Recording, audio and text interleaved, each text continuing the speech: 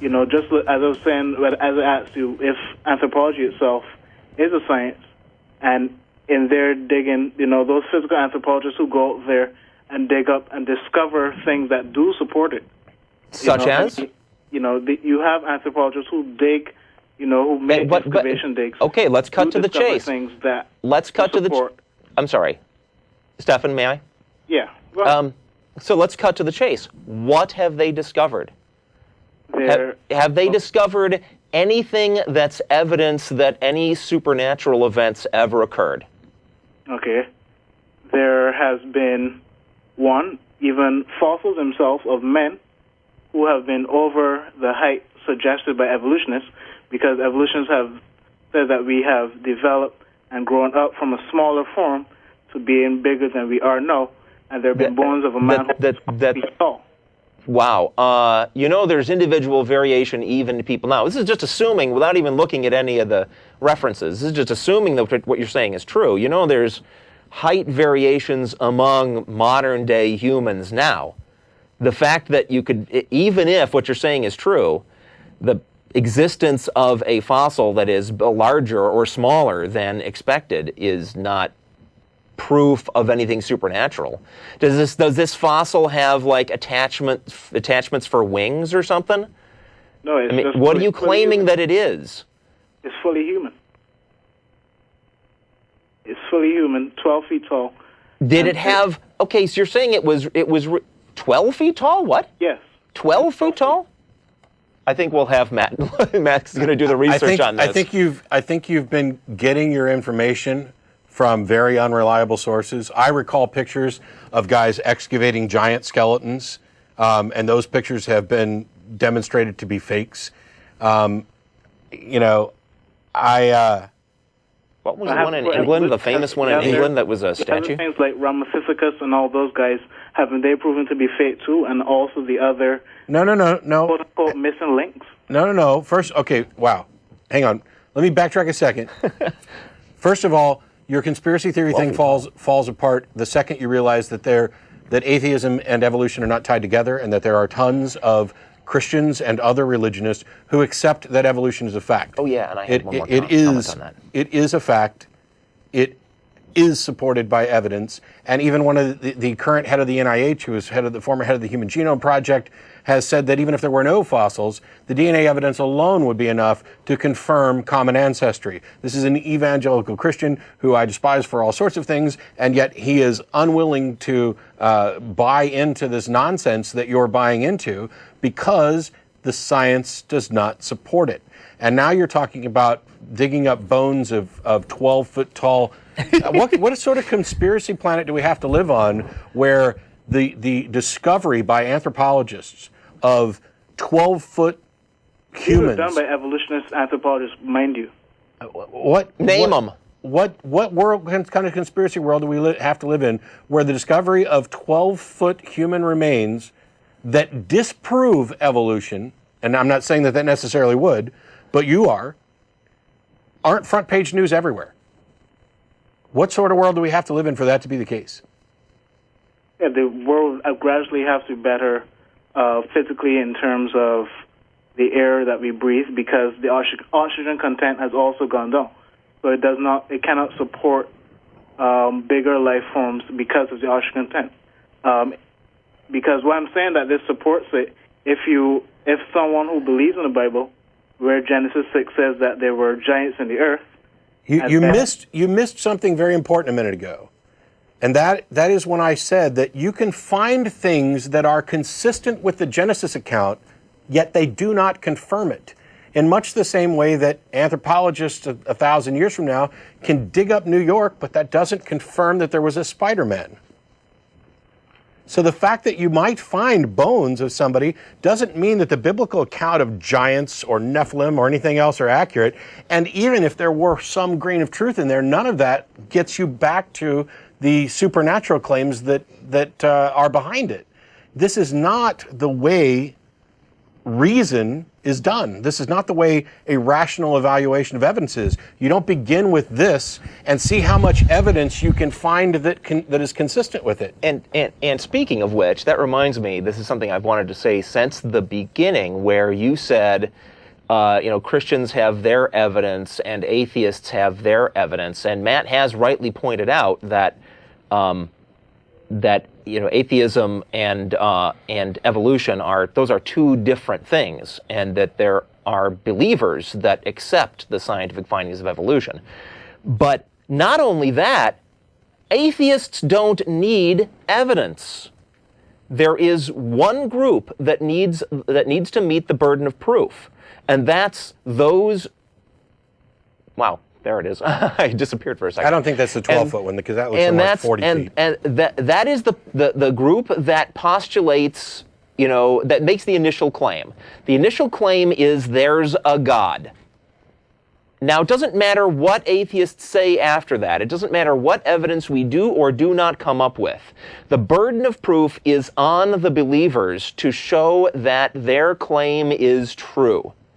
And the reason we're atheists is not because we think we can prove that your God doesn't exist. It's because you folks haven't proved that he does. So all this stuff, wow, yeah, the things that you're bringing up are like crazy conspiracy theory, lunatic fringe, anti-evolution stuff. It reminds me. Really need to. I'm sorry. No, go ahead. You really need to, check to see whether the sources you're getting this from are considered legitimate at all, other than by other believers like yourself who just desperately want this to be true. Yeah, it reminds me a little bit of like the Biloxi tracks, where somebody is convinced that they have found fossilized human and dinosaur tracks together, thereby right there in concrete, we have proof that man and dinosaur lived and walked at the same time. And those tracks are simply not what the believers claim they are. And because they are, instead of following where the evidence leads, they are leading the evidence to the conclusion that they want to accept. It doesn't matter how many times scientists point out to these guys that, no, that's not actually true. They're just not going to believe it. And so it lives on, especially on creationist sites on the internet. The first thing is, as much as I hate recommending creationist sites, if you go to, I believe it's Answers in Genesis, that has a list of arguments that they think creationists should not use, they're at least trying to eliminate some of the dumber arguments, like about moon dust and other things like that. I'd recommend that as a starting point. And then when you're done reading that, go to Talk Origins and read the other arguments. There's an index of creationist claims there, and it's everything from what you were talking about here to the giants. The information is available. I don't know for a second if it would convince you, because you're of a mindset that this evidence that confirms your beliefs is credible, and the scientists won't accept it because they have some sort of agenda to push. And that's not only is it wrong when you consider the fact that there are many believers who accept evolution, but it's also wrong from the standpoint of how science actually works. If in fact there was scientific evidence for the biblical account, every scientist would be all over that, because first of all, it's Nobel Prize material. You're going to be rich. You're going to have grants all over the place. That is a worldview altering or worldview confirming event. And to play it up as if there's some anti-creation science thing that has taken over the world and won't let the truth come out, it puts you in the tinfoil hat group. So, what is the center of evolution anyway? What do you mean? The first thing I've heard of in evolution is the Big Bang Theory. That's not part of evolution. Can that be proven? The Big Bang has nothing to do with evolution. Evolution, the theory of evolution by natural selection begins after life formed. It has nothing to do with universal origins, and it is only loosely tied to abiogenesis in the fact that we need some explanation for how life formed in the first place. Evolution deals with how creatures evolve over time. Okay. And I will admit to you that I have not even really scratched the surface of studying evolution. But, that's why I'm asking, what is the real center of it all, what does it wholly stand upon? Evidence? Yeah, I mean, no, not just evidence, but what was the initial thing that started the study of evolution really and truly?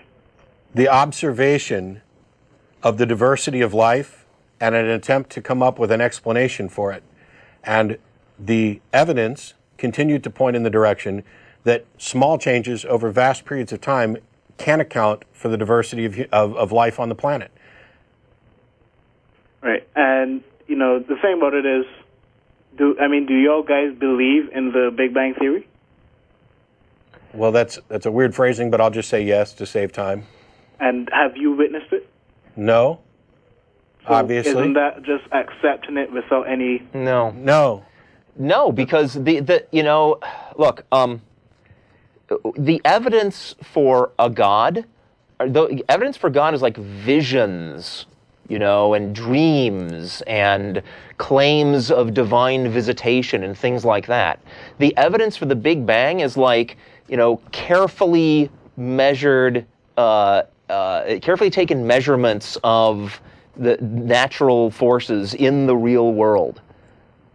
Yeah, the kind of evidence that supports it is completely different. But what you're asking, and this is why I'm saying that you've fallen prey to creationist arguments. It's so typical. They're teaching little kids to go into their science classroom, and as soon as somebody starts talking about millions of years, the question they want them to ask is, "Were you there?" And that's exactly what you just did.